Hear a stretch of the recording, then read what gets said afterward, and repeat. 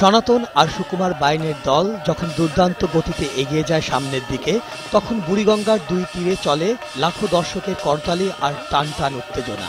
বৈঠার তোড়ে যেন তৈরি হয় জলকেলি।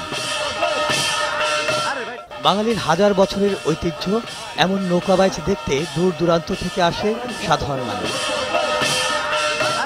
ফু ওয়াং ৩৯তম জাতীয় নৌকাবাইচের আয়োজন করেছিল বাংলাদেশ রোয়িং ফেডারেশন।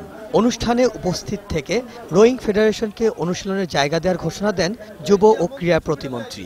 আমরা সব ফেডারেশনের জন্যই আমরা বসার ব্যবস্থা, তাদের প্র্যাকটিসের ব্যবস্থা এগুলো আমরা করে থাকি।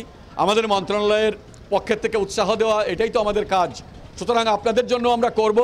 পরে বিজয়ীদের হাতে পুরস্কার তুলে দেন প্রতিমন্ত্রী।